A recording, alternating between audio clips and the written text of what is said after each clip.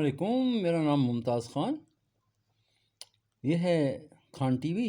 آج ہم بات کریں گے کہ ہندوستان میں کیا ہو رہا ہے۔ ہندوستان میں اس وقت اندھیر نگری اور چوپٹ راج ہے، صرف پیسے کمانے کا ہے، چاہے وہ کیسے ہی ظالم حکومت ہو۔ اور ہندوستان کے جو مسلمان ہیں وہ سو رہے ہیں، وہ جاگ نہیں رہے۔ 30 کروڑ مسلمان ہندوستان میں رہتے ہیں، 1 کروڑ مسلمان کشمیر میں رہتے ہیں جو آکوپائڈ کشمیر ہے۔ اس کشمیر میں اتنا ظلم ہے کہ وہ ایک اوپن جیل ہے، وہاں میڈیا کی آزادی نہیں، کوئی وہاں جا نہیں سکتا، اور وہاں کشمیری جو ہیں انہیں مارا جاتا ہے، عورتوں کو بچوں کو اغوا کیا جاتا ہے، نوجوانوں کو جان سے مار دیا جاتا ہے، بند کر دیا جاتا ہے، ان کو جیلوں میں رکھا، جیلیں بھری ہوئی ہیں اس وقت کشمیر میں، بلکہ ہندوستان کے دوسرے علاقوں میں بھی جیلوں میں کشمیریوں کو رکھا ہوا ہے۔ اور ہندوستان میں ہندو توا جو ہے وہ ایک ایسی تنظیم ہے جو کہ دوسرے مذاہب کے خلاف ہے، صرف مسلمانوں کے نہیں بلکہ وہ عیسائیوں کے بھی خلاف ہے اور تمام مذاہب کے خلاف ہے، بلکہ وہ تو اپنے ہندو جو ہیں جو کہ شیڈول کاسٹ کے ہندو ہیں ان کو بھی نہیں چھوڑتے، ان کو بھی مارتے ہیں۔ وہاں برہمن راج ہے اس وقت ہندوستان کے اندر۔ رپورٹ یہ ہے کہ ہندوستان میں 50,000 مساجد شہید کر دی گئیں مگر کوئی آواز نہیں اٹھی۔ بابری مسجد شہید کر دی گئی جو کہ بہت قدیم مسجد تھی، جو کہ شہنشاہ بابر نے بنائی تھی، اسے بھی شہید کر دیا گیا، اور اس کی جگہ ہندوؤں نے اپنا رام مندر بنا لیا۔ اب صورتحال یہ ہے کہ مسلمانوں کی بالکل آواز نہیں ہے، اور مسلمان بات نہیں کر سکتا۔ جو مسلمان کھڑے ہوتے ہیں بات کرنے کے لیے انہیں مار دیا جاتا ہے، انہیں جیل میں بند کر دیا جاتا ہے، انہیں اغوا کر لیا جاتا ہے، کیونکہ ہندوؤں کا طریقہ کار یہ ہے کہ 50 یا 100 کے قریب ہندو آتے ہیں اور ایک آدمی کو اغوا کر کے لے جاتے ہیں یا ایک آدمی کو مار کے چلے جاتے ہیں، نہ وہ مرد دیکھتے ہیں، نہ عورت دیکھتے ہیں، نہ بچہ دیکھتے ہیں۔ وہاں چونکہ ملک میں انصاف نہیں ہے، وہاں کی سپریم کورٹ جو ہندوستان کی ہے وہ بھی انصاف نہیں کرتی۔ بابری مسجد کا کیس تھا، بالکل واضح تھا کہ وہاں کوئی رام مندر نہیں تھا، وہ بابری مسجد شہنشاہ بابر نے ایک میدان میں ہی بنائی تھی، مگر ہندوستان کی سپریم کورٹ نے فیصلہ دے دیا کہ یہاں پہ رام مندر بنے گا۔ دباؤ میں آ گئی، حکومت کے دباؤ میں آ کر فیصلہ دے دیا سپریم کورٹ نے کہ یہاں رام مندر بنے گا، اور مسجد کو گرا دیا ہندوؤں نے۔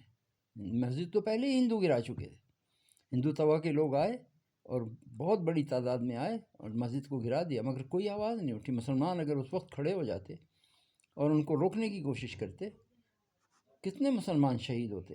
1000 2000، اس کے بعد یہ سلسلہ بند ہو جاتا، مگر یہ سلسلہ تو گزشتہ 76 سال سے چل رہا ہے۔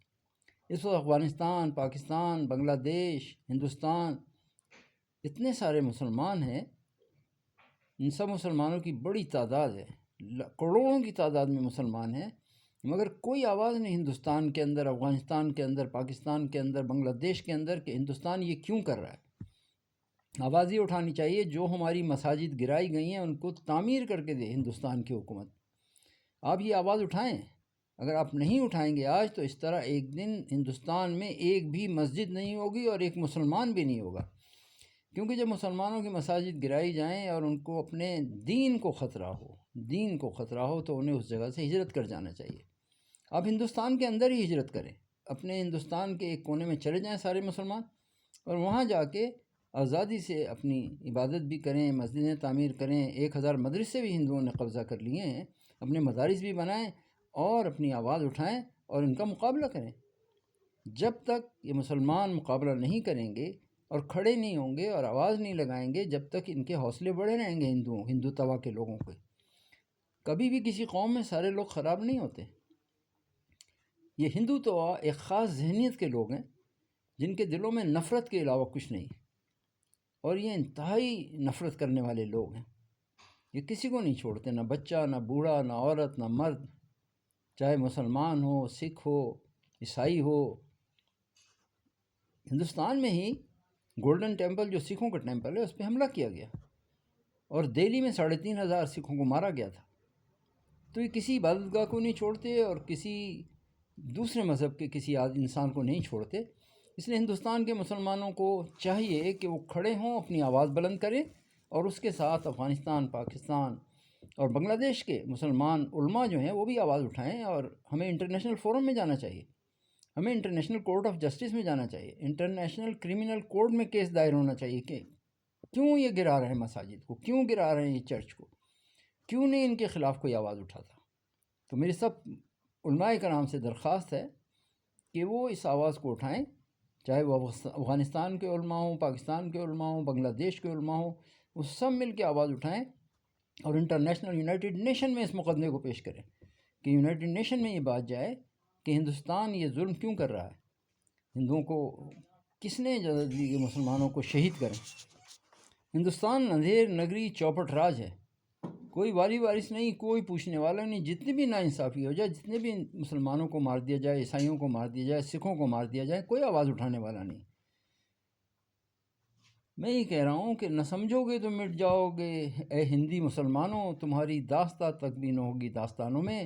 اتنی مسجدیں گر گئیں، ابھی تک ہوش نہیں آیا۔ 50,000 بہت بڑی تعداد ہوتی ہے، میں کہتا ہوں ایک مسجد بھی گرے تو آواز اٹھانی چاہیے، ایک چرچ بھی گرے تو آواز، یہ کس طرح سے ان کا حوصلہ ہو رہا ہے کہ یہ گرا رہے ہیں۔